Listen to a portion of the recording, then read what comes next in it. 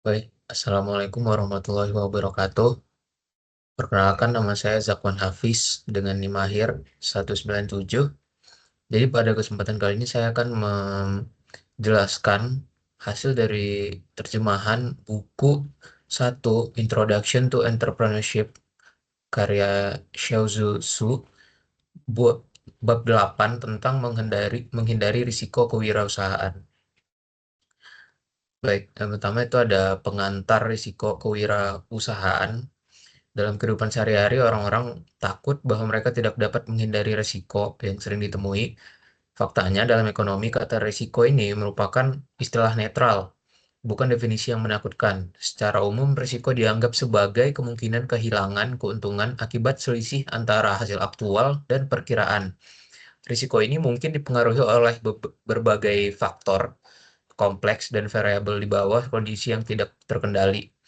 Setelah pengusaha memahami dengan jelas peluang pasar dan persaingan, langkah selanjutnya yang harus mereka lakukan adalah menilai risiko kewirausahaan. Penilaian risiko yang terstandarisasi sulit untuk dilakukan. Seorang pengusaha yang baik akan tidak berarti dia harus menjadi ahli penilaian risiko. Yang lebih penting daripada proses penilaian standar adalah kesadaran risiko yang cukup.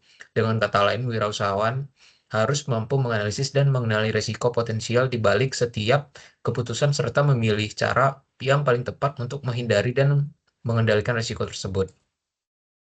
Kemudian ada makna dan jenis risiko.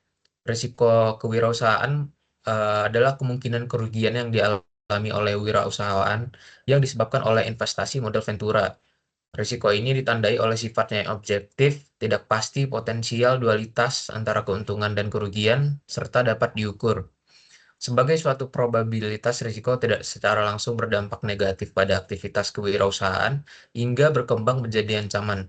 Risiko dan imbal hasil umumnya berbanding lurus, mencerminkan peningkatan probabilitas keuntungan seiring dengan peningkatan risiko.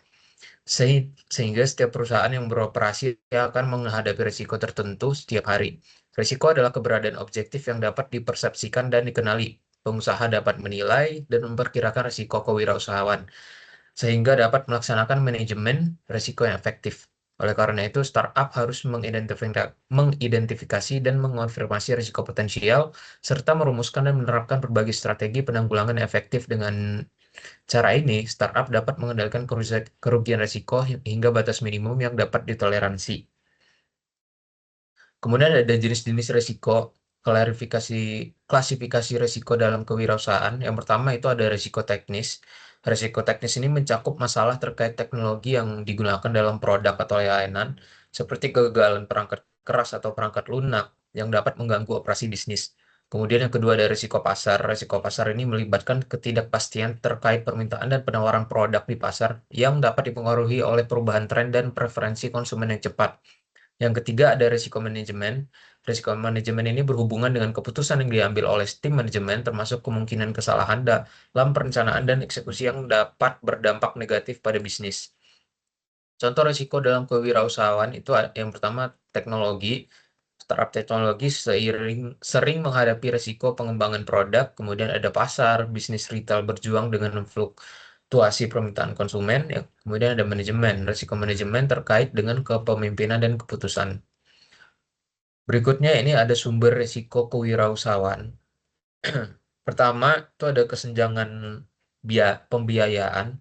Pengusaha dapat membuktikan kelayakan ide-ide mereka, tetapi biasanya mereka tidak memiliki dana yang cukup untuk mengomersialkan ide-ide tersebut, sehingga menimbulkan risiko tertentu bagi startup.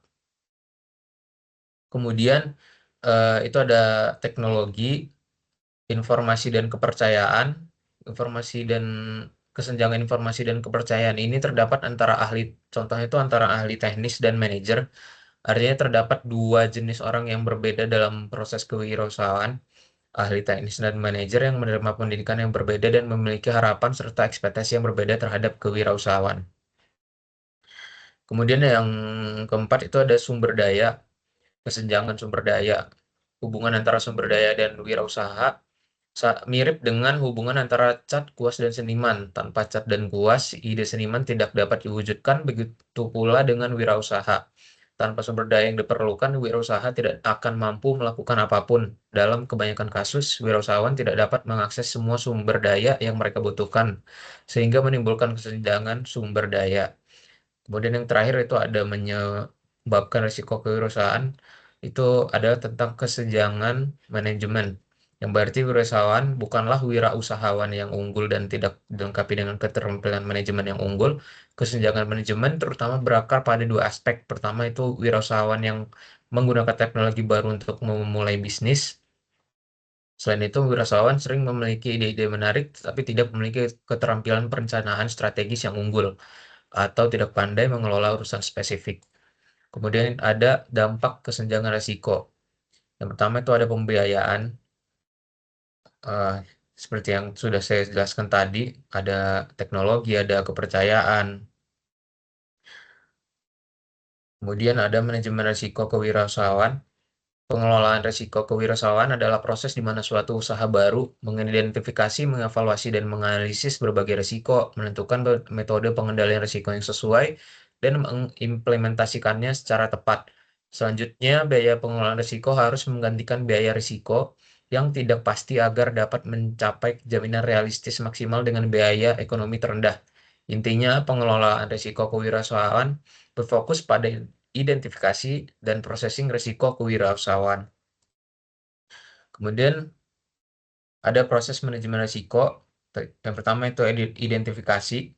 Identifikasi risiko melibatkan pengenalan berbagai faktor yang dapat mengganggu keberlangsungan usaha, termasuk analisis lingkungan dan perencanaan yang cermat untuk mengantisipasi potensi masalah. Yang kedua, evaluasi. Evaluasi risiko adalah tahap di mana risiko yang teridentifikasi dinilai berdasarkan dampak dan kemungkinan terjadinya, sehingga memungkinkan pemilik usaha untuk memprioritaskan mana yang perlu ditangani terlebih dahulu. Kemudian yang ketiga ada pengendalian risiko yang mencakup strategi untuk mengurangi dampak dari risiko seperti penghindaran, transfer, atau retensi risiko, yang semuanya harus disesuaikan dengan konteks usaha yang ada. Kemudian ada metode pengendalian risiko, itu ada penghindaran. Penghindaran risiko dilakukan dengan menghindari aktivitas yang dapat membawa potensi kerugian. Kemudian ada transfer. Transfer risiko memindahkan potensi kerugian kepada pihak lain seperti asuransi atau kontrak. Yang terakhir itu ada pengendalian kerugian. Pengendalian kerugian melibatkan strategi untuk meminimalkan dampak negatif dari risiko yang terjadi. Risiko umum pada startup mengelola risiko dalam bisnis baru itu terbagi menjadi dua, ada risiko awal dan risiko kas. Risiko awal dalam startup ini seringkali meliputi ketidakpastian pasar dan tantangan pengembangan produk yang memerlukan perencanaan matang untuk memitigasi potensi kerugian. Risiko kas, pengelolaan arus kas adalah kunci untuk menghindari kebangkrutan. Solusi seperti perencanaan anggaran dan pengawasan pengeluaran sangat penting pada tahap awal untuk memastikan keberlangsungan usaha. Kemudian ada mekanisme penarikan diri yang efektif. Yang pertama itu ada IPO, Initial Public Offering for Raising Capital. Yang kedua itu penjualan saham. Proses go public memakan waktu sehingga banyak investor ventura memilih metode lain seperti penjualan saham melalui akuisisi umum dan fase kedua untuk menarik modal keluar. Yang ketiga ada pembelian kembali.